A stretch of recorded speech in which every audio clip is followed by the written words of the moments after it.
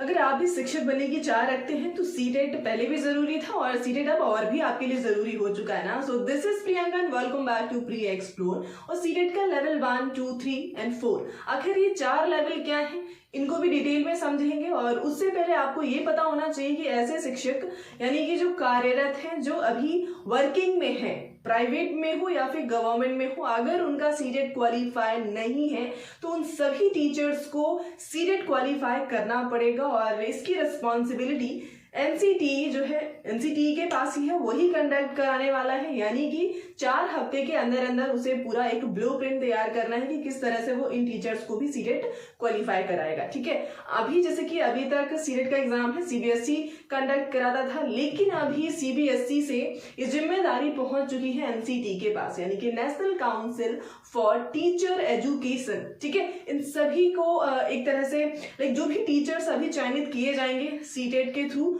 ठीक है, सीटेट का एग्जाम जो कंडक्ट कराया जाएगा वो एनसीटी के थ्रू ही कराया जाना है।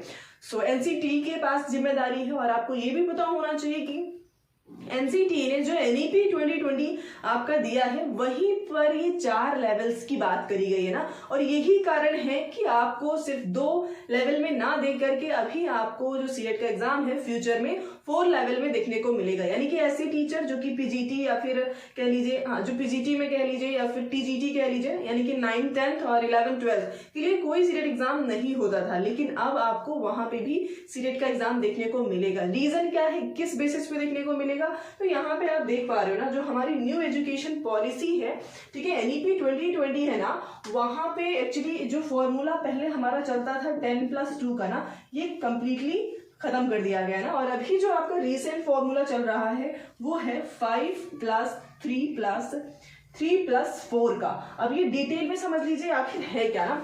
5 यानी कि यहाँ पे आपका बाल वाटिका आता है और क्लास 1st and 2nd आ जाता है। बाल वाटिका जहाँ पे बच्चे की एज 3 से 6 साल होगी और 3 लेवल्स पे ये होता है। लेवल 1 जहाँ पे बच्चा 3 से 4 साल का होगा, 4 से 5 साल और 5 से 6 साल। तो इस तरह से जैसे हम आंगनबाड़ी कह सकते हो आप, या फिर यूकेजी नर्सरी हुआ करता था, कुछ इसी तरीके से बाल वाटिका होगा। ठीक है, और यहाँ पे क्लास 1st और 2nd की बात करते हैं तो बच्चे की एज जो है 6 से 8 साल की हो जाती है। और इस स्टेज को नाम दिया गया था फाउंडेशनल स्टेज।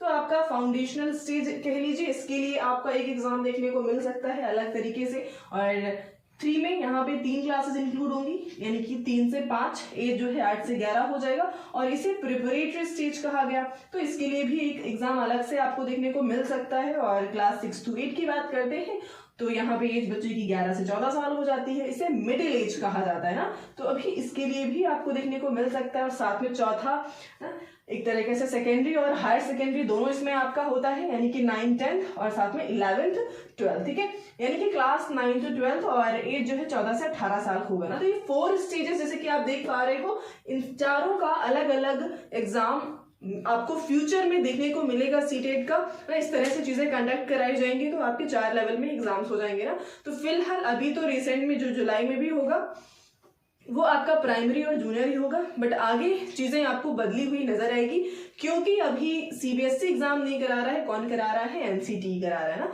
अभी तक सीबीएसई आपका सीटेट का एग्जाम कराता था। तो फिलहाल ये रही इन्फॉर्मेशन। आई होप चीजें आपके लिए हेल्पफुल रही हो, कुछ थोड़ा बहुत समझ में आया हो। और साथ में सीटेट की प्रिपरेशन भी आपको एकदम फ्री में यहाँ पे कराया जाता है। सीडीपी और एसएसटी ये 2 क्लासेस अभी आपको मैं करा रही हूँ। सीडीपी के लगभग 10 से 11 क्लासेस हो चुकी हैं। आज जैसे कि फ्राइडे है तो हम लाइव सेशन करते हैं और यहाँ पे जो प्रीवियस ईयर क्वेश्चंस आपके रिसेंट में बने हुए हैं उनकी प्रैक्टिस करते हैं ना। सो लाइव सेशन से जुड़ना बिल्कुल ना भूलिए। ठीक है, हर फ्राइडे को रात 9 बजे, ठीक है, रात 9 बजे आपका लाइव सेशन होता है जहां पे हम 30 क्वेश्चंस की प्रैक्टिस करते हैं।